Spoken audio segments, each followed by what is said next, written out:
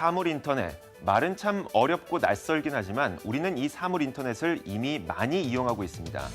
우리의 삶에 녹아있는 사물 인터넷 기술이 어디까지 왔는지, 그리고 사물 인터넷 기술이 발전하면 발전할수록 우리가 관심을 가져야 되는 산업은 어디인지 살펴보도록 하겠습니다. 자, 오늘은 이미 우리가 이용하고 있는, 이용할 수 있는 사물 인터넷 기술 몇 가지를 선보여드리겠습니다. 자, 먼저 첫 번째 기술은 이런 거죠. 일명 손가락 리모컨이라고 합니다.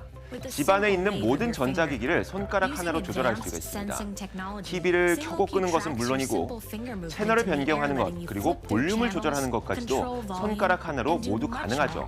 사물 인터넷 기술 덕분입니다. 거기서 끝나는 게 아닙니다. 우리가 TV를 보다가 갑자기 전화가 올 때 음소거를 해야 될 때가 있는데요. 손짓 하나로 우리는 음소거까지도 가능합니다. TV만 움직일 수 있는 것이 아니죠. 집안에 있는 모든 전자기기를 움직일 수가 있습니다. 손가락 하나로 불을 켜고 끌 수도 있고요.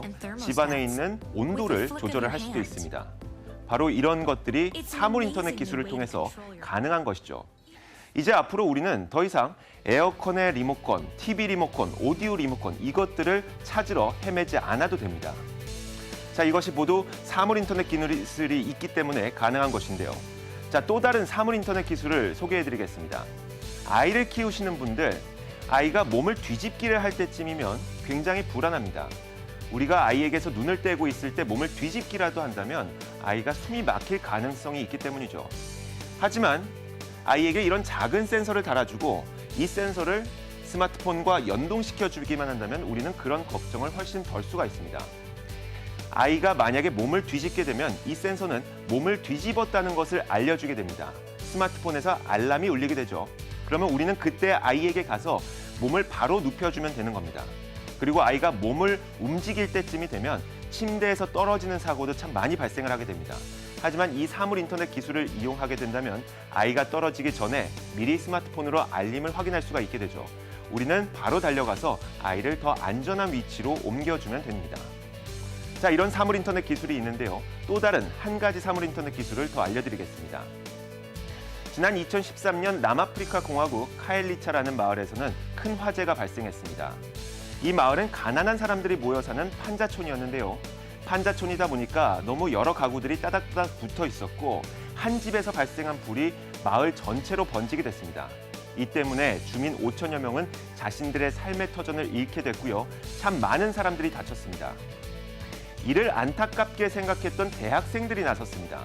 바로 사물 인터넷을 이용한 화재 경보기를 만든 것이죠. 자, 이 화재 경보기의 작동 원리는 이렇습니다.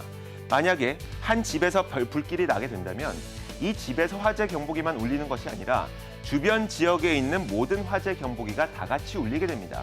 주변의 이웃들에게 이 집에 불이 발생했기 때문에 조심하라는 의미죠.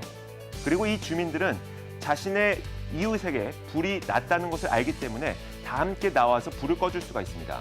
하지만 어느 집에 불이 발생했는지, 불길이 발생했는지 그것을 알려줘야 되겠죠.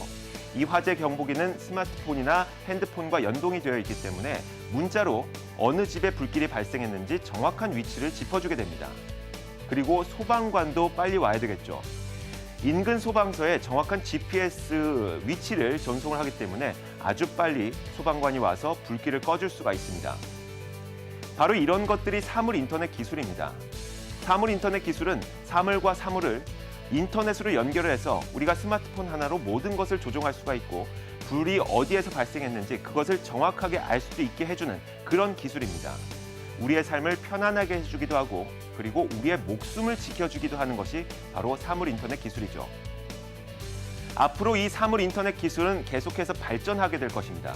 그러면 이 기술이 발전하면 발전할수록 우리는 어떤 산업에 관심을 가져야 될까요? 지난 2014년 산업연구원에서 발표한 보고서에 따르면 사물 인터넷 기술이 한 가지가 완성이 되기 위해서는 5가지 산업이 연결고리처럼 유기적으로 연결이 돼야 된다고 합니다. 가장 첫 번째로 센서가 필요하겠죠. 아이가 몸을 뒤집었는지 인식하는 센서, 불이 어디서 발생했는지 알아차리는 센서, 그리고 사람의 손 모양이 어떤지 알아차리는 그런 센서가 필요합니다. 자, 그리고 이 센서가 장착될 단말기가 필요하겠죠. 그리고 센서가 인식한 신호를 누구에겐가 보내줘야 됩니다. 그때 필요한 통신망과 플랫폼이 필요합니다. 그리고 이런 서비스를 제공할 수 있는 서비스 공급자도 필요하겠죠. 이런 5가지 산업이 유기적으로 연동되면 우리는 한 가지 편안한 사물 인터넷 기술을 사용할 수 있게 되는 겁니다. 자, 이 사물 인터넷 기술 가운데 가장 중요한 것이 무엇일까요? 가장 기본적이고 가장 중요한 것은 현재 상황이 어떤지, 불은 어디에서 발생했는지, 아이가 뒤집었는지 그것을 알 수 있는 현재 상황을 인식할 수 있는 센서가 가장 중요합니다. 결국 그렇기 때문에 사물 인터넷 기술이 발전하면 발전할수록 우리에게 이 센서의 중요성은 더 높아질 것이고요.